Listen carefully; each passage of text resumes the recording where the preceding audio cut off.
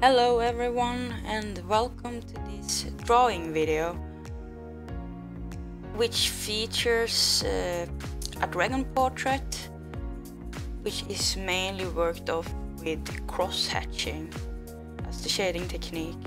And here in the beginning of the video you can see me build up the dragon shape with circles and other shape, the basic drawing 101 stuff. And yes, if you are wondering, I am very nervous talking a voiceover. I am not really used to it. I am more of a quiet, shy person, but I think I should try to get used to it. Anyway, back to the drawing. Now you can see me defining the details in the sketch, like the scales and the horns, and just the basic way of where I want some of the stuff to be, like smaller type of scales. And then I am finishing it off.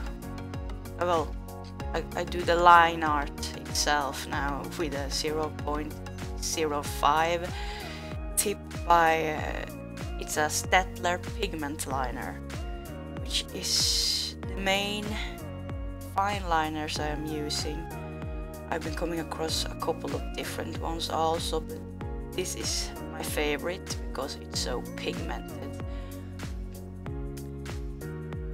And yeah, here you can see me keep building up the other texture that I didn't sketch out with the graphite. The circles here and there, it's not really perfect circles, it's more like sloppy scribble circles, but you're creating a form of illusion at the same time when you do these little things.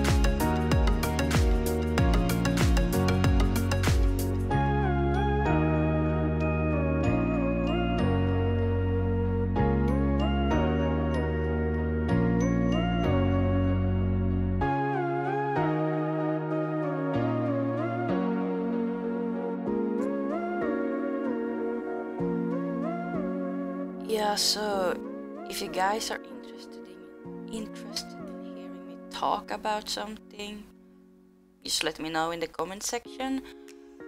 I don't mind questions at all, whatever it be, art related or other stuff. And here you can see me work off the textures of the horn, and then I just fill it in there. Yeah, I'm not really sure what I should talk about besides the drawing process, but when I mentioned that some of the parts takes a while, what I'm doing now is that I am filling in the outer outline of the line art with a 0.0 tip, again Steadtler Pigmentliner. I do this usually to give more contrast to the picture.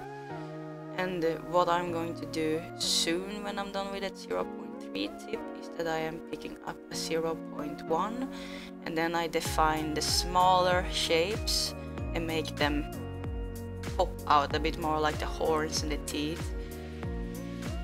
I don't really know where I learned that, but to me it looks like it's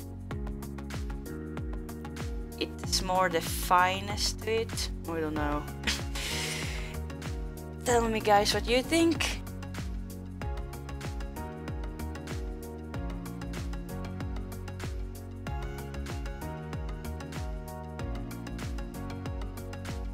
Yeah, so I'm not doing the same thing I'm doing the observer video.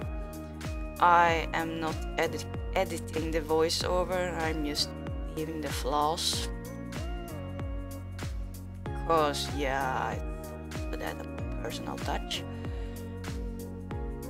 But if you just want me to go basic with it, like this is it, this is what we're doing now, and blah blah blah, let me know. If my weird ass nervous rambling, which I am doing now, is freaking you out, sorry. No. Anyway, now I moved over to the cross hatching. Well, the first layer of the cross hatching, which would be hatching, I guess you would call it. I am using a 0.033 tip by Uni-Pin fineliner. I think they are by Mitsubishi. I'm not sure, but this is pretty much my favorite 0.033 tip that I've come across now. I've had a really hard time finding anyone I like. Some of them just don't bleed that well, depending on the texture of the paper. I know I used the Copic one, but that doesn't work well on every type of paper. It works really well on smooth paper, but nothing that is textured, which is what I sometimes work on for most of the time.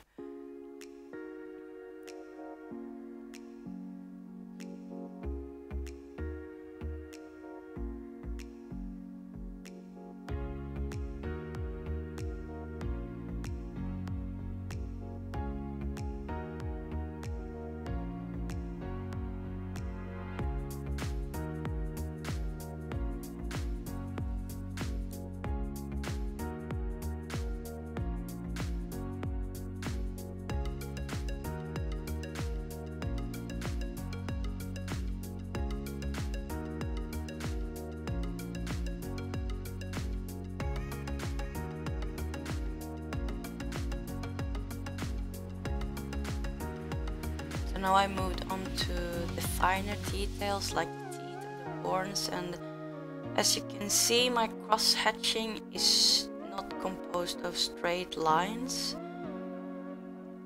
Depending on what shape the object I wanna shade is formed, I usually curve my lines. I found it to give it a lot of a better dimension to it than if you just draw straight cross. But yeah, that is just something I enjoy, and yeah, I started to do it pretty recently, as I used to do it the flat way in the beginning when I first started cross hatching. But I guess it's something you get across and learn about as you go. No, I add some little shadow to those. Yeah, I don't know what you call them, the stuff that the horns stick out of. Skin, flesh, scale. And I do the same thing for the frontal scales, chest scales. I don't know much about dragon autonomy in what names certain body parts would be called. But yeah, I do the lines here also in a curved way, just like with the horns and the teeth.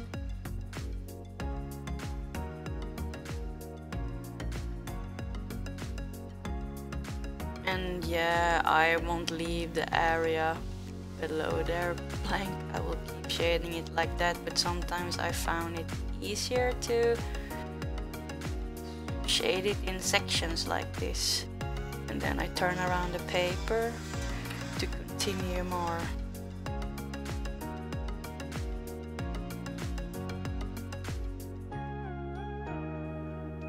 And my phone went off, so I had to stop it for a moment.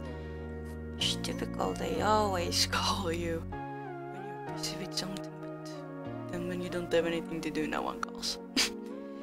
Yeah, enough already.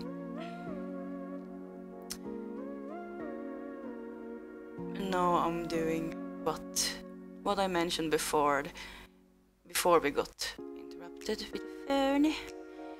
I turn it around and I start to shade it on the bottom of each scale.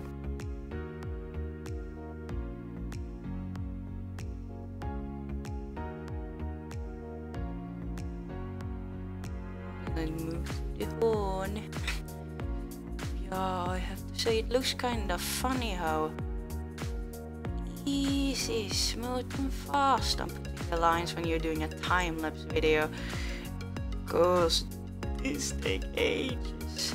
The bigger the areas, the longer it takes obviously, and the more frustrating also if you're screwing up a line and it doesn't look straight anymore. You can fix it though, but sometimes it's for you're seeing it, keep nagging at yourself. Well, no one else notices it. Depends on one sometimes. I don't know, maybe I'm paranoid. Then I moved on to the headpiece here, but you can probably see that. And I don't know if you noticed, but yeah, I forgot to mention it at the start of the video that I sketched out the most highlighted areas on the dragon with 2H pencil, just as a guideline, because honestly sometimes it's really hard to remember where all of those highlights are depending on the piece. The size of it, I find it the smaller the easier, but I think everyone finds it the smaller the easier. I'm not sure.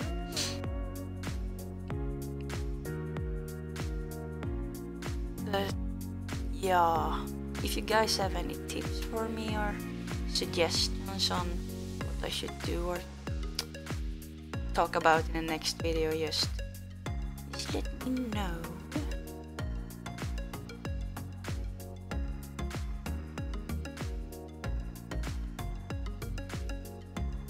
And yeah, some people that followed me when I first made a couple of videos regarding beading. I don't know if you wonder anything or so why I don't bead anymore. I'm not I don't really want to go into it too much in this video, but yeah, if you want to ask, just ask. Anyway, now I started the second layer of the shading, which would now officially make it cross-hatching.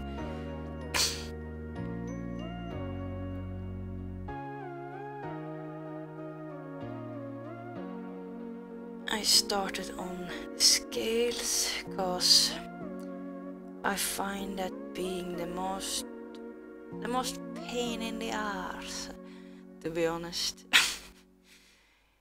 I mean, there's so many small details, the same shapes, and you have to do the same stuff all over again.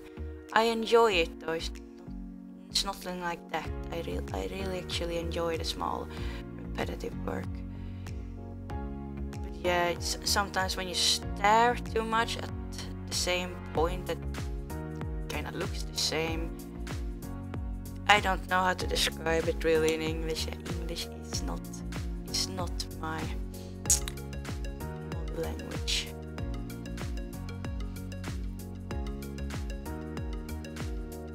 Yeah, you can see here also on the horns that when I do the cross hatching, I am drawing the curved lines in opposite ways in order to make it crosses. That's why it's called cross hatching, which wouldn't be hard to figure out, to be honest. But yeah, I don't know what to talk about, so do I just ramble on.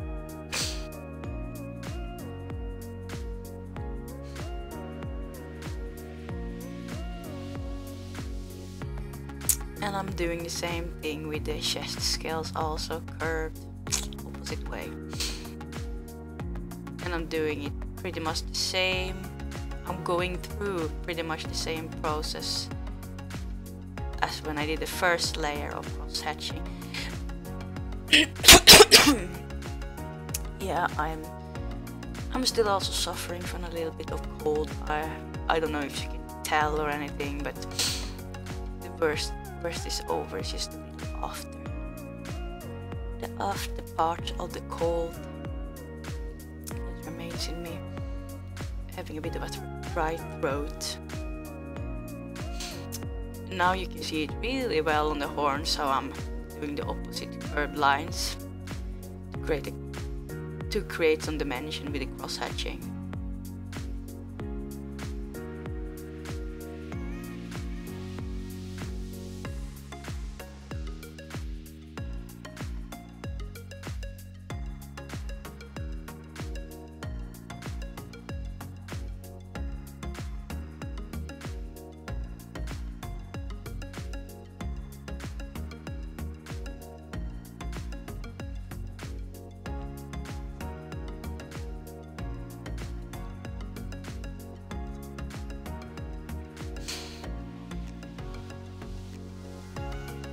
Then I'm starting to working on the shading and the dimension of the face, and then I mix the type of lines depending on where the shadow will be falling and how each part of the face is shaped.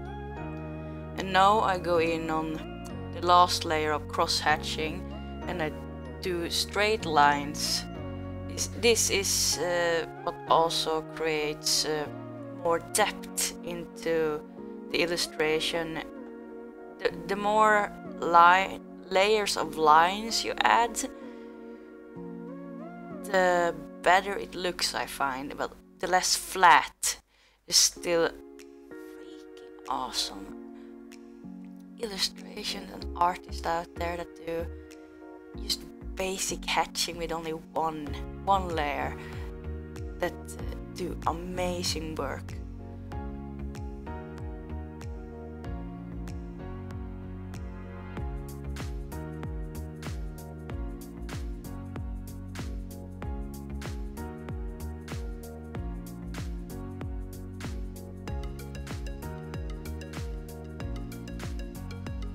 And then on the chest scales, I am defining the shadows more with another layer.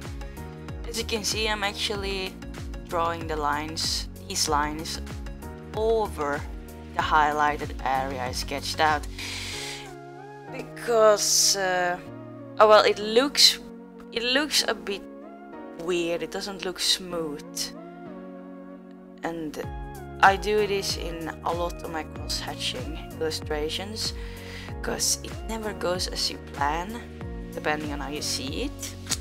I don't know how to explain it, but yeah, everyone probably edits as they go.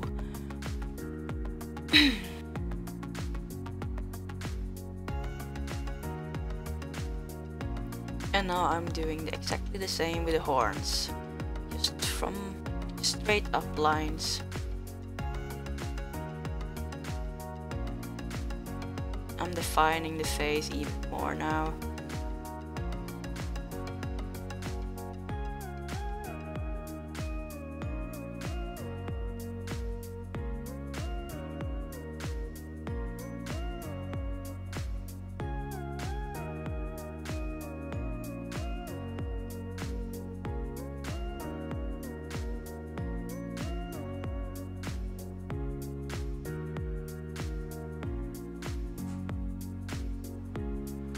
And since the horns on his back are in the shade and should barely have any highlights, I am completely covering them up with the final layer of the cross hatching. And the eye looked flat, so yeah. And now I am adding more dimension to it by completely shading the whole back from where the shadow should come from, as else it looks flat. I wonder how many times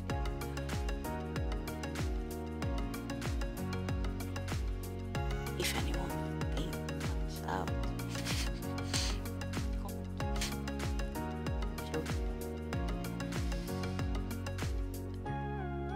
I'm rambling on now.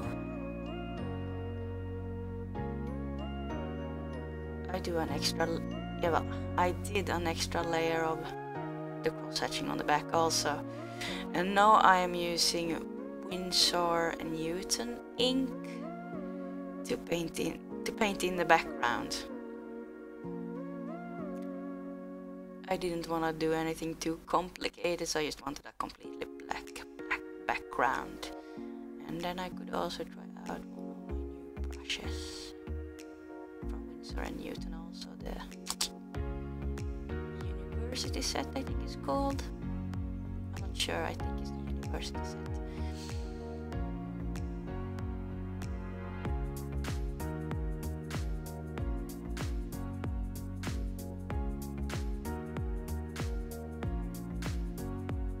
What I didn't show you in the video is how I decided to draw out a little square for my signature.